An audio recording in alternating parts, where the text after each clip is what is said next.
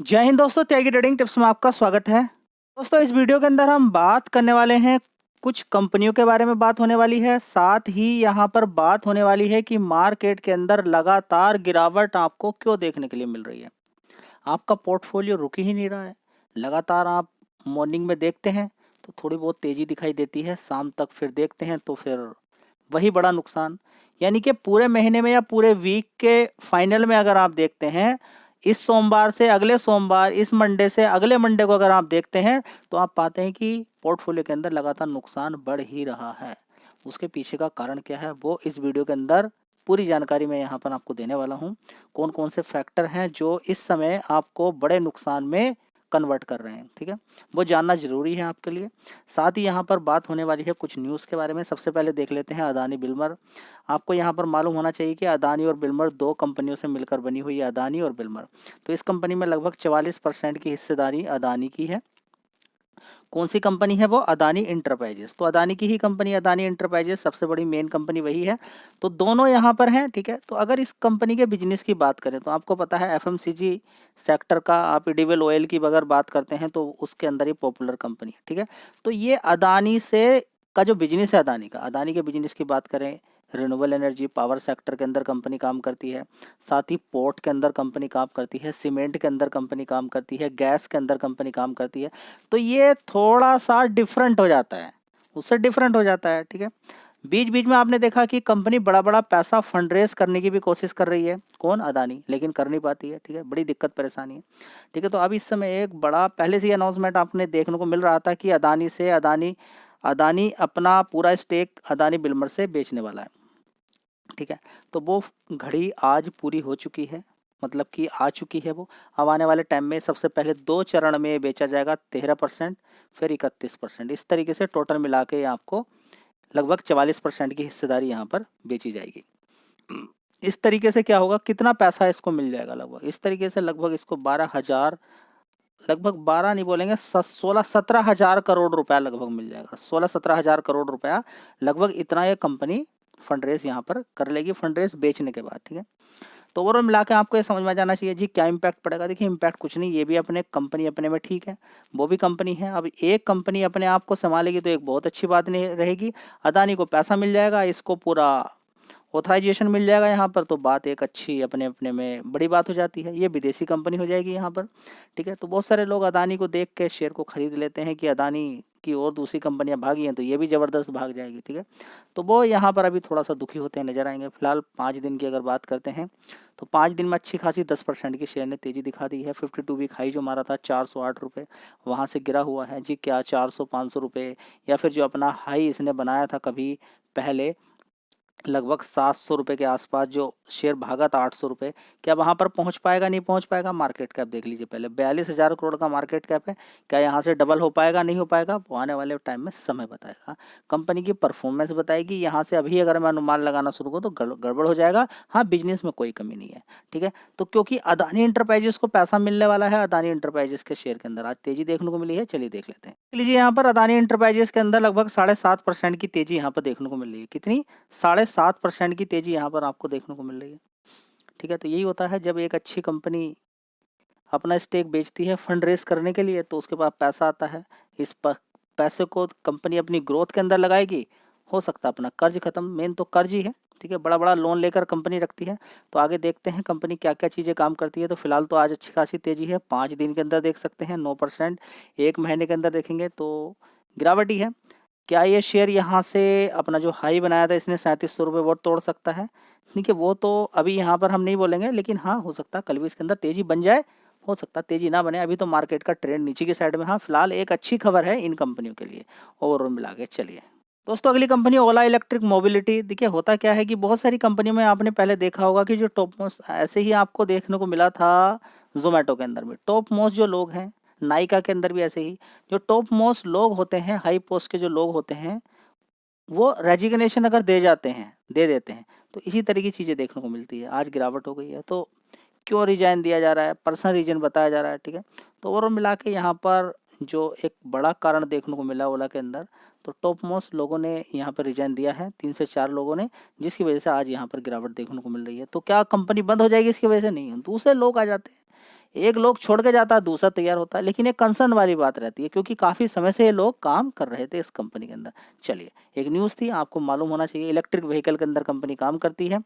अभी आप देखेंगे सस्ते इलेक्ट्रिक व्हीकल भी, अपने स्टोर्स भी कंपनी ने 800 से सीधा 3200 और जोड़ दिए, 4000 स्टोर्स तक कंपनी ने बनाकर तैयार कर दिए हैं। अब आगे देखिए, कंपनी की परफॉर्मेंस के ऊपर डिपेंड करता है, सेल्स के ऊपर डिपेंड करता है। कभी कंपनी का मार्केट शेयर 50% था, घट के नीचे 28 रुपये तक 28% तक पहुंच गया था। उसके बाद देखिए फिर दोबारा से 31-32% तक आया। कंपटीशन ज़बरदस्त रहेगा, इलेक्ट्रिक व्हीकल की डिमांड आने वाले टाइम में है, कम नहीं है बिल्कुल भी। अब देखते हैं आगे क्या होता है। दोस्तों अगला शेयर है कैंपस, काफ़ी गिरा हुआ शेयर बोलेंगे इसको। देखिए काफ़ी गिरा हुआ मतलब अपने हाई से ऊपर से, देखिए ज़बरदस्त गिरावट थी, 598 से नीचे गिरकर कितना पहुंच गया था शेयर, दिए देखिए 224 रुपये। उसके बाद अच्छा खासा उछाल इस शेयर ने मारा, 357 रुपये तक ऊपर मार दिया था, कितना 357। उसके बाद देखिए फिर नीचे की तरफ गिरावट हो गई। तो देखिए 357 फिर जा सकता है क्या, नहीं जा सकता। आज का अगर हाई देखते हैं तो बढ़िया शानदार इसने 337 रुपये मारा, 337 मारने के बाद 318 है, ऊपर से 17-18 रुपये गिर गया। ठीक है, तो जो तेजी बनी थी, तेजी गायब हो गई। मार्केट के अंदर गिरावट हो गई, इसके अंदर भी गिरावट हो गई। क्या बेकार कंपनी? नहीं, मार्केट कैप देख लीजिए कितना, 9000 करोड़ का है। तो मार्केट कैप के अकॉर्डिंग, कंपनी के फंडामेंटल, ब्रांड के अकॉर्डिंग लॉन्ग टर्म में शायद यहाँ पर अच्छा पैसा आप बनाकर ले जा सकते हैं। तो इस शेयर पे भी आप फोकस कर सकते हैं। चलिए अब बात करते हैं डिटेल में कि कंपनी यानी कि मार्केट के अंदर आपके जो शेयर्स गिर रहे हैं उसके पीछे के कारण क्या हैं। दोस्तों विदेशी लोगों ने क्रिसमस मनाया और फिर से आज हाहाकार मचाना शुरू कर दिया। देखिए मार्केट के अंदर गिरावट आज आपने देखी, ज़बरदस्त गिरावट का एक सबसे बड़ा कारण ये है कि एफआईज लगातार माल बेच रहे हैं, एक सबसे बड़ा कारण है। इसके अलावा और भी कारण है, उसके बारे में चर्चा करेंगे। एफआईज ने आज भी देखेंगे 1983 करोड़ का माल बेच दिया। ऐसा नहीं कि ये खरीद नहीं रहे हैं, बिल्कुल आपको ऐसा नहीं हो जाना है कि बिल्कुल दिमाग को बिल्कुल काम करना बंद कर दें आप कि बस एक ही चीज़ पे तुले हुए हैं कि ये तो बेच ही रहे, नहीं खरीद भी रहे मेरे भाई। 15,000 करोड़ का माल इन्होंने खरीदा है, 17,400 करोड़ का माल बेच दिया। बहुत सारी कंपनियां देखिए अच्छी तेजी दिखा रही हैं, कहीं पर खरीद रहे हैं, कहीं पर ये बेच रहे हैं। कमाल की बात आज ज़बरदस्त हो गई है क्या कि डीआईज ने आज हद कर दी, 11,786 करोड़ का माल खरीद डाला, बेचा कितना 39,612 करोड़ का, यानी कि 2,173 करोड़ का इन्होंने नेट खरीदारी की है। तो आज तो हद ही हो गई है। बहुत सारे शेयर्स के अंदर अच्छी खासी आपको तेजी भी देखने को मिली है, काफ़ी सारे शेयर्स के अंदर। सुबह देखें मॉर्निंग के अंदर अच्छी खासी तेजी थी, उसके बाद देखिए गिरावट भी तुरंत देखने को मिल गई। ठीक है, तो ओवरऑल मिला के समझ में आ गया कि अच्छा माल खरीदा फिर बेच भी दिया, उसके बाद नेट खरीदारी इतनी रही। ठीक है, तो नेट जो रहता है वो कम ही रहता है ज़्यादातर इनका। तो ओवरऑल मिला के समझ में आ गया। एफआईज को फॉलो कौन करता है? रिटेल निवेशक। वो देखता है कि क्या हो रहा है, रिटेल निवेशक एफआईज बेच रहा, नहीं मैं नहीं खरीदूंगा, मैं नहीं खरीदूंगा, उसका सीधा फंडा रहता है मैं नहीं खरीदूंगा। ज़्यादातर क्या है कि अगर वो सेल मारेगा तो मैं भी सेल मारूंगा। ट्रेडर ज़्यादा हो गए हैं, ट्रेंड देखते हैं, बस उस धर की साइड में ही चलना शुरू कर देते हैं। और कुछ नुकसान के बाद रिटेल निवेशक, दो तरह के रिटेल निवेशक हैं, एक बिल्कुल भी पार्टिसिपेट नहीं करते, ट्रेंड जिधर की तरफ है उधर ही काम करना शुरू, सेल मारेंगे तो सेल ही मारते रहेंगे वे पूरे दिन। ठीक है, उसका भी एक प्रेशर बन जाता है। ठीक है, दूसरा क्या है कि नहीं भाई समझ में नहीं आ रहा, बड़ा नुकसान है, बेच दो, कभी और बड़ा नुकसान हो जाए, पोर्टफोलियो का पोर्टफोलियो बेच के खत्म कहानी हो जाती है। ठीक है दोस्तों, स्टॉक मार्केट के अंदर कॉल पुट वालों को बर्बाद किया जा रहा है, उनके पीछे पड़े हुए हैं। सडनली कुछ ऊपर या नीचे की साइड में होता है, उनका सारा पैसा खत्म किया जा रहा है। 75 का अलॉट कर दिया गया है और उनको ख़त्म किया जा रहा है, नहीं छोड़ा जाएगा उनको, सारा पैसा, काम ख़त्म। अगर आप कॉल पुट के अंदर करते हैं काम तो आपको कोई नहीं बचा सकता, आपको कोई नहीं बचा सकता। आप साइकोलॉजी और डर से मारे जाओगे। जी मेरे पास 5 लाख है, क्या मैं बच सकता हूँ? बचने का कोई रास्ता नहीं है। अगर आप कॉल पुट के अंदर, इंट्राडे के अंदर काम करते हैं तो आप मारे जाओगे। ठीक है, वो लालच में मारे जाओ या फिर डर से मारे जाओ या साइकोलॉजी से मारे जाओ, पैसा आपका बचने वाला नहीं है। बड़े काम का 5 लाख रुपए है आपका, काम कर लो, कुछ एफडी कर दो अगर समझ में कुछ नहीं आ रहा तो। कॉल पुट में अगर पैसा बचा हुआ है 10,000, 20,000, 40,000 रुपया, वो निकाल के कहीं काम में लगा लो, निकाल लो, आपके काम आ जाएगा। नहीं तो बर्बादी के अलावा कुछ नहीं मिलने वाला, वो पैसा खत्म हो जाएगा आपका, बाद में रोने के अलावा कुछ नहीं मिलने वाला। तो देख लीजिए मार्केट के अंदर तेजी, लोगों को लगा आज अच्छा खासा, उसके बाद देखिए गिरावट, तुरंत गिरावट भी हो गई है। कॉल से पैसा कमा लिया बड़े प्लेयर ने 3-4 गुना, फिर 3-4 गुना नीचे से कर लिया, निकल कर लिया, चला गया, अपना काम कर लिया। ठीक है, अभी देखेंगे अभी क्रिसमस मनाया, अब न्यू ईयर मनाएगा। बड़ा प्लेयर तो ऐसे ही काम करता है मेरे भाई, ठीक है, खूब पैसा कमा रहा है वो। जी ऐसा हो क्यों रहा है, हमारे पोर्टफोलियो में लगातार नुकसान देखने को मिल रहा है, हम क्या करें? क्योंकि निफ्टी 50 के ट्रेंड को सारा चीज़ फॉलो करता है। निफ्टी 50 के ट्रेंड को फॉलो करता है मार्केट, ठीक है। देखिए गिरावट आपको देखने को मिल रही है, सितंबर से नीचे ही है, निफ्टी 50 ऊपर नहीं बढ़ रही है, तो आपका शेयर भी बढ़ना मुश्किल है। ये देखिए निफ्टी 50 बढ़ रही थी, 1 साल का चार्ट पैटर्न दिखाया, ये देखिए ये फरवरी, देखिए जनवरी से 2024 से मार्केट धीरे धीरे धीरे धीरे ऊपर ऊपर जा रहा था, आपका पोर्टफोलियो भी हरा ग्रीन सब कुछ था, पैसा आपका बनना था। सितंबर के बाद से धीरे धीरे धीरे नीचे गिर रहा है, तो आपका शेयर भी नीचे गिर रहा है। समझ में आ गया? ज़्यादातर लोग इसी चीज़ को फॉलो करते हैं, ठीक है। सारे शेयर्स का ट्रेंड इसी तरह से नीचे की तरफ हो जाएगा, क्योंकि लोग इसको फॉलो करते हैं, शेयर को खरीदने बेचने में और दूसरे, ठीक है। क्या ये पक्की वाली बात है? नहीं, ऐसा नहीं है। आप देखेंगे फार्मा सेक्टर के शेयर देखेंगे अच्छी खासी तेजी में है। अभी आपने देखा कि डिक्सन टेक्नोलॉजी ने ऊपर की तरफ मार दिया, ऐसा नहीं कि सारे शेयर, मैक्सिमम शेयर की ये बात चलती है। दूसरी बात क्या है कि ज़्यादातर लोग स्मॉल कैप और मिड कैप के अंदर हैं, ठीक है, उसके अंदर ज़बरदस्त तेजी बनी। अब चलिए प्रॉफिट बुकिंग, माल बेच रहे हैं लोग। आपने देखा IPO 30 रुपये का था, शेयर पहुंच गया 300 रुपये, आपको समझ में नहीं आ रहा, उसको 200 पे बेचना था, इस समय 200 पे टिका हुआ है वो शेयर, ठीक है। तो यहाँ पर भी गड़बड़ है क्या? हाँ जी, आप देखेंगे नहीं ना, आप देखना ही नहीं है, कभी देखना ही मत। 4 साल से शेयर RVNL का 30 रुपये पे पड़ा हुआ था, ऊपर पहुंच गया 600 रुपये, टिक पाएगा क्या वो? एकदम नहीं, समय लेगा। गिर गई, गिरावट हो गई, जबरदस्त तेजी बनी, आप खुश हुए। आपने कोई भी शेयर इसलिए खरीदा है क्योंकि उसने बढ़िया रिटर्न दिया, आप बर्बाद हो गए। आपने अगर कोई शेयर इसलिए खरीदा है कि उसने बहुत बढ़िया पैसा बना के दे दिया, आप तो फंस गए मेरे भाई। उसने तो पैसा बना के दे दिया, आप तो चक्कर में फंस गए वहां पर। आपको वो देखना है कि कौन सी कंपनियां अब अच्छी खासी तेजी दिखाई, उसके बाद अच्छा खासा करेक्शन हो गया, और उसके बाद तेजी कब बनेगी भाई? जब बनेगी तो बनेगी, आपको तो खरीद के समय देना है, टाइम देना है, ठीक है। तो पहला कारण तो आपको समझ में आ गया, FIs माल बेच रहे हैं। वो भी क्यों बेच रहे हैं भाई? नीचे उन्होंने खरीदा है, इस समय बेच रहे हैं, क्या समझ में? इसमें अलग क्या है? शेयर जो है आपका जो गिर रहा है, आप देखिए कि 2 साल पहले वो कहाँ था, आपको सारी बात समझ में आ जाएगी कि गलती हो गई, गलती हो गई। अगर आप किसी भी शेयर को ऐसे ही रैंडमली खरीद रहे हैं तो आप नुकसान में जा सकते हैं। दूसरी बात, आपकी गिरावट की कितनी तैयारी है? जी गिर क्यों रहा है? अरे मेरे भाई वो इतना गिराएगा, शेयर को इतना गिराएगा, आप बेच कर भाग जाओगे। जब तक आप बेचोगे नहीं वो गिराता जाएगा, वो तब तक आपके शेयर को गिराएगा जब तक कि आप बेच ना दें। जी बेचने के बाद वो अपना आप खरीदेगा। जी बड़ा प्लेयर जैसे शेयर ये गिरे हुए हैं, क्या कर रहा होगा भाई? बड़ा प्लेयर खरीदता है गिरावट पे, FIDIs भी खरीद रहे हैं, लेकिन कहाँ खरीद रहे हैं आपको मालूम नहीं है। नेट नेट ही तो आपको देखने को मिल रहा है कि इन्होंने 15,000 करोड़ का माल आज खरीदा, तो 17,000 करोड़ का माल बेच दिया। लेकिन 15,000 करोड़ का माल कहाँ खरीदा, 17,000 करोड़ का कहाँ बेचा, ये समझ में आता है आपको क्या? वो तो देखना पड़ेगा, वो तो आज का डेटा है, आने वाले टाइम में आएगा उसका डेटा, तो तब तक तो आपके पास डेटा समझ में नहीं आएगा। कितने सारे शेयर्स आज बेचे होंगे, कहाँ तक डिटेल देखोगे उसकी? समझ में बात आ रही है आपको? समझ में बात आ रही है? खरीदते हैं, किन शेयर को खरीद रहे हैं।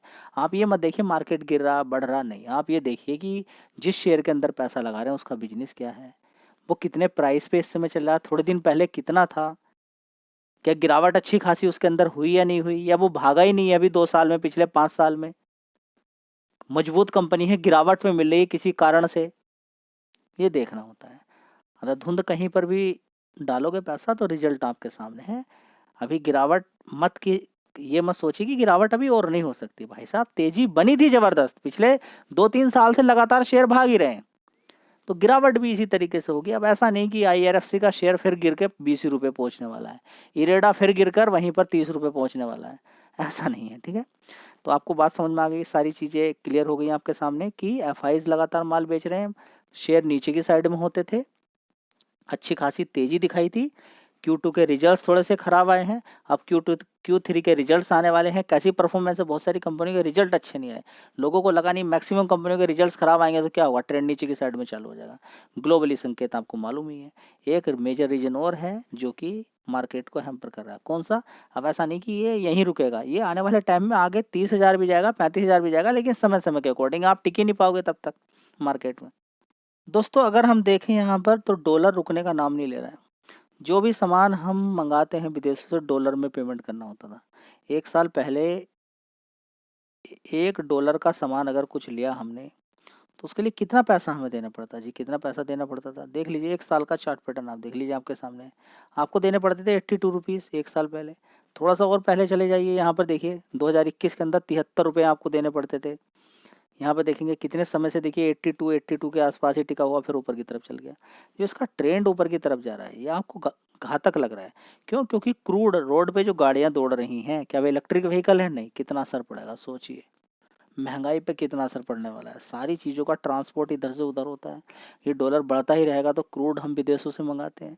अभी तो देखिए रूस से भी हम मंगा रहे हैं, जैसे तैसे चल रहा है, लेकिन पेमेंट तो हमें ज़्यादातर डॉलर में ही करना पड़ता है ना। समझ बात आ रही है? इलेक्ट्रिक व्हीकल को सरकार इतना क्यों सपोर्ट कर रही है? मैन्युफैक्चरिंग के अंदर ज़्यादा सपोर्ट क्यों कर रही है? PLI स्कीम के तहत डिक्सन टेक्नोलॉजी को क्यों करोड़ों रुपया मिल रहा है? समझ बात आई? इसीलिए मिल रहा है ताकि मैन्युफैक्चरिंग यहाँ ही रहे, तो हमें कुछ दूसरे देशों पे इतना ज़्यादा डिपेंडेंट इन सारी चीज़ों को लेकर नहीं होना पड़े। ठीक है, तो ज़्यादातर चीज़ें खाद की अगर बात करें, देखिए फर्टिलाइज़र रूस से हम मंगाते हैं। अब किसानों को मिल जाता है आसानी से, ठीक है, उस पर सब्सिडी भी मिलती है, जिस तरह से गैस पे मिलती है, और चीज़ों पे भी सब्सिडी मिलती है। ठीक है, तो आपको बात समझ में आ रही है कि विदेशों से अगर $1 का कुछ हम सामान मंगाते तो कुछ समय पहले हमें 70, 72, 75 रुपये देने पड़ते थे। अब 10 रुपये बढ़ गया, वो लगातार बढ़ता जा रहा है। ठीक है, खाने पीने की चीज़ें भी आप देखते हैं, आप सब्जियों का रेट भी देखते हैं, 6 महीने सस्ती 6 महीने महंगी होती है। असर तो पड़ता है ना इन सारी चीज़ों का। ठीक है, तो ये एक मार्केट को हिलाने वाली बात रहती है कि विदेशों से जो भी हम सामान मंगाएंगे वो महंगा आएगा, तो इंडिया के अंदर महंगाई बिकेगा, और महंगाई मार्केट के लिए अच्छी नहीं होती है। ठीक है, तो सारी चीज़ें आपको समझ में आ गई है। जय हिंद, वंदे मातरम।